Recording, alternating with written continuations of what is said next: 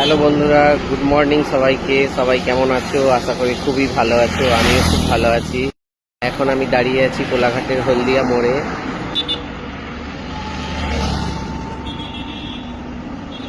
তো এখান থেকে আমি একটা বান্ধবীর বাড়িতে যাব, দাঁড়িয়ে আছি বাসের জন্য। তো বান্ধবীর মেয়ের আজ অন্নপ্রাশন, ওর বাড়িতে যাব। সবাই মিলে খুব আনন্দ করব। তোমরা ভিডিও দেখতে থাকো কি করি ওখানে গিয়ে। কিছুক্ষণ দাঁড়ানোর পরেই আমার বাস এসে গেছে। এই বাসটাতেই করেই আমি যাব।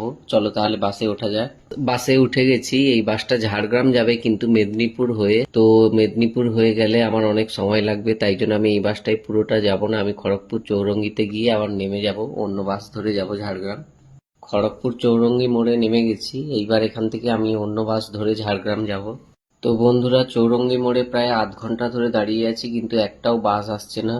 তো শেষমেশ আমি একটা স্করপিও গাড়ি দেখতে পেলাম। ওই স্করপিও গাড়ির সঙ্গে কথা বললাম, ও যাবে বললো। তো ফাইনালি স্করপিও গাড়িতে উঠে গেছি। তো চলো যাওয়া যাক।